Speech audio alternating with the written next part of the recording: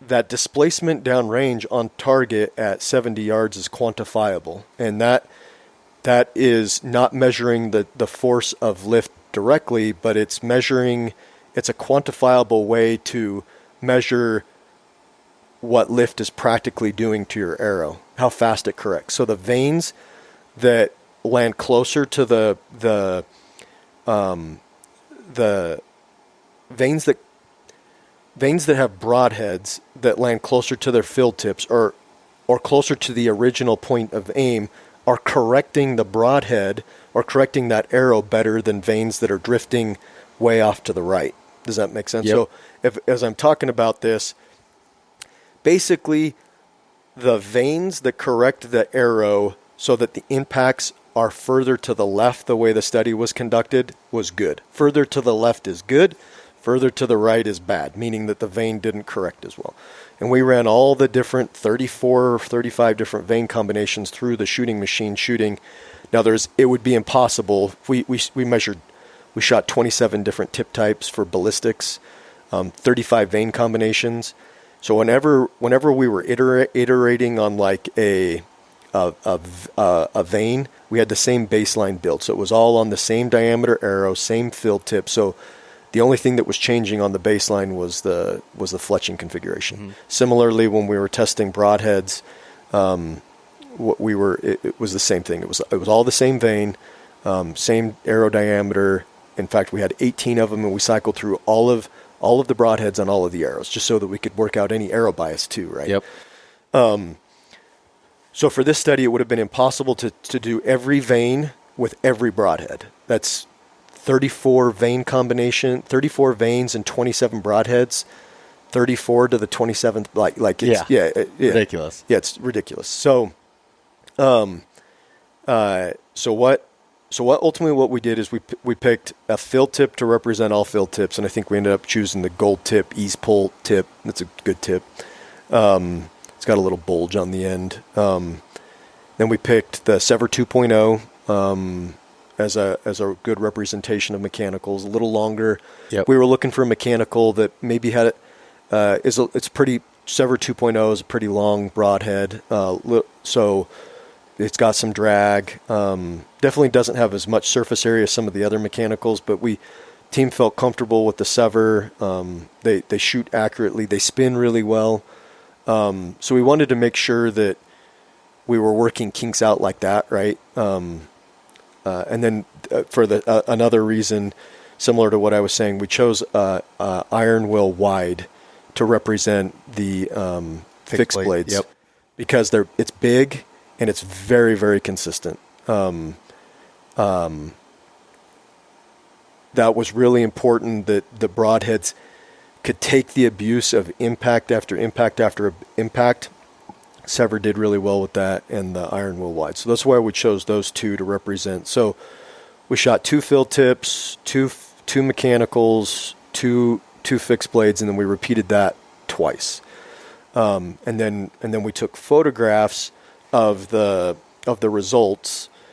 Every time that we had those arrows land, we took a photograph of it in a fixed position at a fixed zoom, and then I used kind of a CAD software. It's a PDF software, advanced PDF software that I could scale the photo and extract horizontal measurements off of the photo, so it was consistent every time. And we used a scale and a reference marker so that we worked out any minor differences because of slight tweaks to the camera angle or whatever. Anyway, we worked out all the math, and then you can actually just see the displacement values. Like this broadhead or this vane corrected the iron will, it deflected this much. I like to think of it, in Western Hunter, I produced a version of this plot that shows how a vane performed with the iron will wide. And I'm not criticizing the iron will wide. We just happened to choose. It's actually a compliment to iron will that we chose, is because it's very consistent. Yeah, and it's a big broadhead. It's a big you're broadhead. Going to see problems, and we're going to see problems. Yeah. Exactly. The nuances of a big broadhead become way more apparent than mechanical. I'll tell you, when we were looking at the Sever 2.0, like the difference between we were testing some tiny ass little vanes to big ass vanes, and the difference between them was like 4 inches. And I was like, how is this even quantifiable when the groups with field tips were 2 inches? Like, Yeah. But then with the iron will wide from the tiny ass vane to the big ass vanes, guess what the difference was? Feet. 36 inches. Yeah, exactly.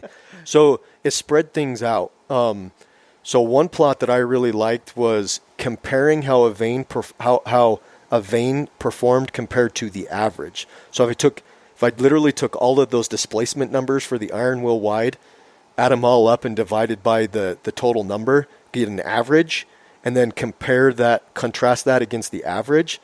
I really like that. For whatever reason, I really like that plot.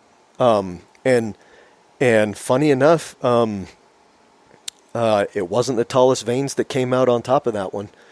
So the broadhead or the vane that recovered the iron will broadhead the best was the AAE Air Razor Talon. Okay. A lot of people have not heard of that vane. It's new, but it performed and controlled the iron will wide very well. The next vane has a bit of a cult following that performed exceptionally well.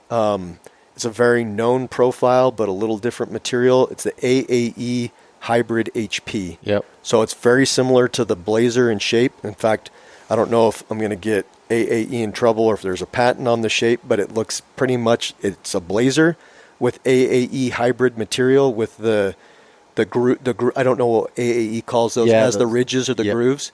There's something about that vane shape and that material. Holy cow! That vane corrected very well in our test. Really? So those were the two top performing. Obviously, you have like a four-fletch match stealth that's a very popular that's in there. That was the most drag intensive in the. So it's that fourth vane adds a lot of drag, but it wasn't the top performer. I'd used four-fletch for a bunch of years, thinking that and that once I went to three-fletch. Honestly, it wasn't any difference that I could see, and I was like, the drag, adding that extra vane, the weight, like all that stuff is. Bo knows what he's talking about.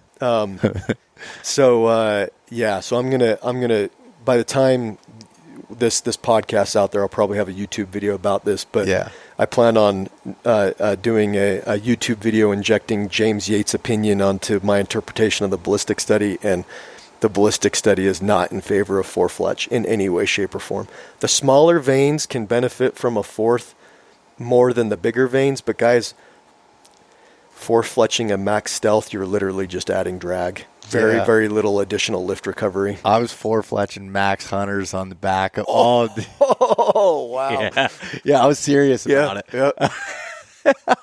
I know it cracks me up thinking about it. You go four-fletch flex fletch 360. It's not going to do much. I mean, we did see a four-fletch of the 23 profile from AAE, the AAE Max 23s.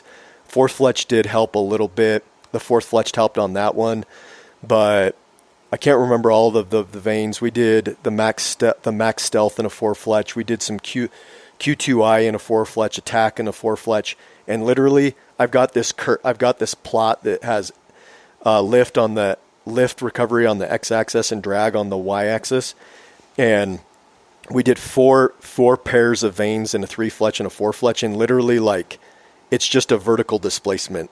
It's like very little change in lift recovery, which as you proceed right on this curve, you get better lift recovery. And as you go higher, you have more drag. So you can envision like dots on top of each other. Yeah. Because it just doesn't produce a lot of lift recovery. And I'll have the YouTube video go into more depth on that and kind of show some things. So man, that's really cool. I'm glad you brought up that difference. And obviously, I'm personally invested when it's a broadhead that I use all the time, and it's because that's how that's been like my final thing. If my bow's in tune, walk back to 70 yards with my well wide and shoot it, and that's what I'm like, man, that pretty happy about that I can swap between broadheads and fixed blades, and I'm shooting feel points and be able to hit in that spot. So the other thing that needs to be said here is I'm not suggesting, and we aren't suggesting, that these Vane setups are the end-all, be-all, best for every setup. We shot one velocity, right? I don't know. I've not handled this shooting machine enough to know if we did take it out of tune and we torqued it. But is that the same way? Is us representing the bow out of tune and torquing the bow in the shooting machine? Does that? I think it's about as good a representation as we could do as a human screwing up. But is that exactly how a human screws up? So I'm not suggesting. Basically, this is a really good starting point for people to learn. It's great guidance. Great guidance. And then to take some stuff from here and do a little bit of testing. Like, if you're interested in two vanes, like for you, I'm not saying, Bo, go shoot that AAE Talon vane. I think that you should test it. Yeah. I think that you should fletch some of those on against the vane that the Max Hunter vane that you're shooting, and go see. Hell, if you get the same lift, the same group out of a vane that has less drag, less noise, and is lower profile, so there's less chances of having contact issues, I'm sure you'd probably switch. Hey guys, thanks so much for listening. If you enjoyed this conversation, share it with your buddies. Leave us a rating, a review, and subscribe. If you want to check out more content like this, there's plenty in the links below. We truly appreciate having you guys along with us.